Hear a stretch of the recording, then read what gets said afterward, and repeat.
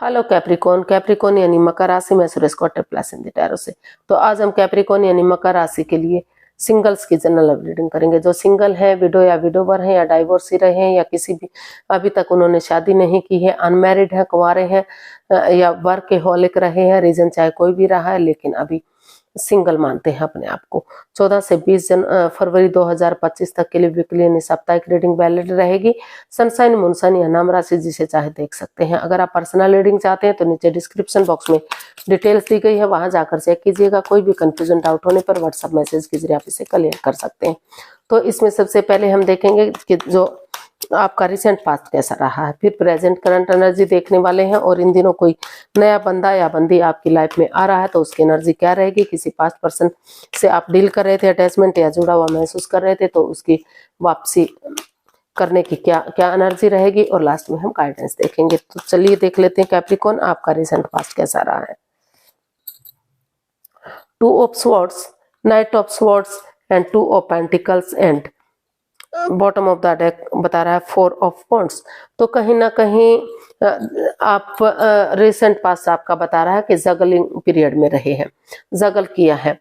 जिस बंदे या बंदी पर आपका दिल आया था, प्यार करते थे, तो हो सकता है कि वो आपसे दूरियां बना रहा हो, रिश्ता ना बनाना चाहता हो, तो वो क्रॉस मार्ग पर थे आपको मतलब उसमें डिसीजन नहीं मिला कि रिश्ता बनेगा या नहीं बनेगा। दिल और दिमाग से आप ब्लॉक हो चुके थे, आदर में थे, क्रॉस मार्ग पर थे ना, तो आप डिसाइड ही नहीं कर पाए कि आपको उस बंदे या बंदी के साथ जाना चाहिए या नहीं जाना चाहिए। और कभी लेकिन रुक कर, ठहर कर, सोच विचार करके या किसी की मदद लेते हुए आप आगे बढ़ते हुए इसमें दिखाई दिए। अनएक्सपेक्टेडली सडनली आपने डिसाइड किया कि आप और कंफ्यूजन में नहीं रहेंगे, इस रिश्ते को जगलिंग पीरियड में नहीं रखेंगे। आप किसी की मदद या हेल्प लेकर इस रिश्ते में आगे बढ़ेंगे, अपने पार्टनर को गुड न्यूज़, गुड मैसेज देंगे। और क्योंकि इसमें कमिटमेंट वगैरह देने के लिए रेडी या तैयार हुए, या तो आप या तो सामने वाला बंदा। उनको लगा कि अगर कमिटमेंट वगैरह देते हैं, फिर से कोई अड़चन, कोई प्रॉब्लम इस रिश्ते में नहीं आती, तो ये रिश्ता स्टेबल हो सकता है, खुशियां मिल सकती हैं, ग्रोथ, सक्सेस, प्रॉस्पेरिटी, नेम और फेम सारी चीजें मिल सकती हैं, फिर से रिश्तों में सुधार हो सकता है। तो इस तरह की एनर्जी आपकी दिखाई दी, जगल करते हुए दिखाई दिए, उन चीजों को सुधारते हुए दिखाई दिए, और रिश्ते में आगे बढ़ते हुए दिखाई दिए। या तो आप बढ़ना चाहते थे, सामने वाला जगल कर रहा था, या तो फिर आप जगलिंग कर रहे थे, सामने वाला ऐसा कुछ कर रहा था। तो आपका डिसीजन यही रहा कि चलो रिश्ते में आगे बढ़ लेते हैं, आगे बात बढ़ाते हैं। तो इस तरह की एनर्जी दिखाई दी। अब देख लेते हैं प्रेजेंट करंट एनर्जी आपकी क्या बता रही है।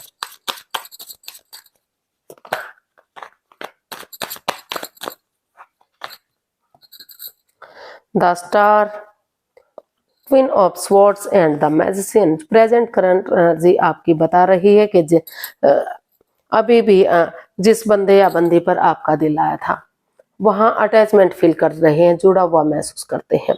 तो आप निष्पक्ष भावना से, आपको लग रहा है कि निष्पक्ष भावना से, बिना भेदभाव किए, बिना प्रॉब्लम के अगर आप आगे बढ़ते हैं, एक दूसरे को माफ कर देते हैं, एक दूसरे से माफी मांगते हैं, तो जो जिस चीज के लिए आप मैनिफेस्ट कर रहे हैं, आप मैनिफेस्टेशन कर रहे थे, वो विश आपकी पूरी हो सकती है। और जो कमिटमेंट वगैरह नहीं किया जा रहा था, तो यहाँ एक दूसरे कॉम्प्रोमाइज करते हैं, कमिटमेंट करते हुए आप दिखाई दे रहे हैं। इस रिश्ते को हील करते हुए, किसी सुपीरियर, किसी एल्डर, किसी गुरु की मदद लेते हुए, क्योंकि जो कंफ्यूजन, जो परेशानी, जो दिक्कत थी, हीलिंग होगा, मेडिटेशन होगा, तो तभी तो उस प्रॉब्लम से आप निकल पाएंगे। तो वहाँ हीलिंग मेडिटेशन करते हुए नए सिरे से आप इसमें एक नई बिगिनिंग, एक नई शुरुआत करते हुए दिखाई दे रहे हैं, ताकि ये रिश्ता चार्मिंग हो सके, गोल्डन स्टार हो सके, और फिर से इस रिश्ते में खुशियां आ सके। क्योंकि दोनों तरफ से ही आप सोच रहे थे, कि विचार रहे थे कि किस तरह से इस रिश्ते में वापस जाया जाए, किस तरह से रिश्ता वापस बने और आपको खुशियां मिले। तो इस तरह की आपकी प्रेजेंट करंट एनर्जी दिखाई दे रही है, उन यूनिवर्स की ब्लेसिंग्स के साथ उस रिश्ते में आगे बढ़ने की, जो आपको कंफ्यूजन में डाले हुए थी। तो देख लेते हैं, अगर कोई नया बंदा या बंदी इन दिनों आपका लाइफ पार्टनर बनने आ रहा है, तो नए पर्सन की एनर्जी क्या है। 7 of cups, the sun and 9 of wands.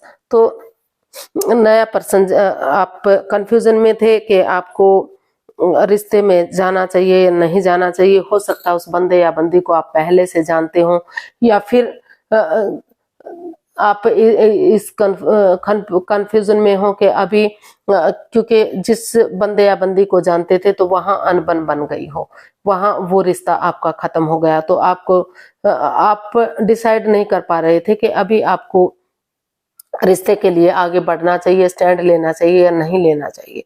तो वहां रुक कर, ठहर कर, सोच विचार करके आपने डिसाइड किया कि अगर आप अपने उसी बंदे की तरफ जाते हैं जिसको आप फ्रेंड के रूप में, दोस्त के रूप में जानते हैं या किसी रिलेटिव के रूप में जानते हैं, तो अगर उन्हें अपना लाइफ पार्टनर बनाते हैं, ऑनेस्टी, ईमानदारी और लॉयल्टी के साथ आगे बढ़ते हैं, तो अगर आपको एक मौका मिल रहा है, एक गोल भी बाकी है, एक चांस भी मिल रहा है, तो पुराने जख्मों को ना कुरेदते हुए, उनको ना छेड़ते हुए आपने डिसाइड किया कि आप आगे बढ़ेंगे, या सामने वाला ऐसा महसूस कर रहा है जहां जिसके साथ आपकी अनबन हुई थी, तो वो वापस आने के लिए रेडी है। कहीं ना कहीं कमिटमेंट वगैरह अब भी दिखाई नहीं दे रहा है, लेकिन प्यार और प्रेम, काफी अटैचमेंट और फीलिंग दिखाई दे रही है। अगर क्योंकि इतना प्यार इस रिश्ते में दिखाई दे रहा है कि आपको ये डिसाइड करने का समय ही नहीं मिलेगा कि कमिटमेंट वगैरह देने के लिए रेडी है या तैयार है, शादी होगी या नहीं होगी। आप इस रिश्ते में आगे बढ़ना चाहते हैं, आप सॉरी गाइस, इस रिश्ते की खुशियां चाहिए ताकि ये रिश्ता चार्मिंग हो सके, फ्रूटफुल हो सके और सूरज की तरह चमक सके, और काफी ग्रोथ, सक्सेस, प्रॉस्पेरिटी, सुख समृद्धि, खुशहाली, सारी चीजें इसमें आ सकती हैं अगर आप स्टैंड लेते हैं और आगे बढ़ते हैं। हो सकता है उस बंदे या बंदी को आप ऑलरेडी जानते हैं किसी फ्रेंड, किसी दोस्त के रूप में, और उसे अभी आप अपने लाइफ पार्टनर के रूप में एक्सेप्ट करना चाहते हैं, क्योंकि आपको लग रहा है कि अगर आप नए बंदे की तरफ जाएंगे, नए रिश्ते की तरफ, बिल्कुल फ्रेश बंदे की तरफ जाएंगे, तो वहां भी आप भ्रमित हो सकते हैं, वहां भी आप फंस सकते हैं। या फिर ये भी हो सकता है कि जिस बंदे या बंदी पर आपका दिल आया है वो पहले डाइवोर्सी हो, विडो या विडोवर रहा हो, या किसी के साथ उसका और भी रिलेशन रहा हो, तो इस तरह की भी एनर्जी इसमें दिखाई दे रही है। तो उसको आप अपने लाइफ पार्टनर के रूप में ऑनेस्टी, ईमानदारी और लॉयल्टी के साथ, जैसे बच्चा इनोसेंट होता, कोई छल कपट, हेरा फेरी नहीं होता, उसी भावना से आप उस रिश्ते को एक्सेप्ट करना चाहते हैं अपने लाइफ पार्टनर के रूप में। तो जल्दी ही ऐसा कोई बंदा या बंदी आ रहा है जिसको आप लाइफ पार्टनर के रूप में एक्सेप्ट करेंगे। देख लेते हैं अगर पास्ट पर्सन से डील कर रहे थे तो उसके वापस आने की एनर्जी क्या है। जी हाँ, पास्ट पर्सन भी आपकी लाइफ में वापस आ रहा है। जहां कड़वापन था, तीखापन था, मीठा नहीं बोला जा रहा था, बजाय के इंसानों के यूज करने के, चीजों के यूज करने के इंसानों को यूज किया जा रहा था, तो वहां पर वो सोच रहे हैं, विचार रहे हैं कि किस तरह इस रिश्ते में वापस आया जाए।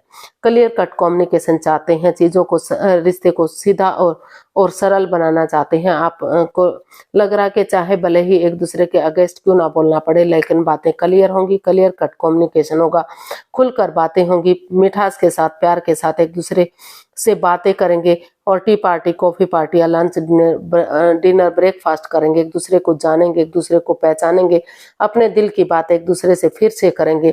तो जो गिले शिकवे हैं, जो प्रॉब्लम है, वो खत्म होंगी। ऑब्स्टिकल, बाधाएं, दिक्कतें छोटी मोटी आती रहेंगी क्योंकि वो लाइफ का पार्ट है, लेकिन रिश्ता आगे बढ़ सकता है, अबंडेंस आ सकता है, प्रॉस्पेरिटी, सुख समृद्धि, खुशहाली, नेम और फेम, सारी चीजें आ सकती हैं, और ये रिश्ता लॉन्ग लाइफ जा सकता है। काफी खुशहाली देने वाला ये रिश्ता वापस हो सकता है। तो जो पास्ट पर्सन की, नए या पास्ट पर्सन की, दोनों की ही एनर्जी काफी अच्छी दिखाई दे रही है। जिसके साथ भी आप जाना चाहें, ये आपका पर्सनल मैटर है, आप उस रिश्ते की तरफ जा सकते हैं। तो नए या पुराने पर्सन की, नए में कहीं ना कहीं फिर भी आप सोच विचार रहे हैं कि जाना चाहिए या नहीं जाना चाहिए, लेकिन जो पास्ट पर्सन है उसकी एनर्जी काफी स्ट्रांग बनती दिखाई दे रही है।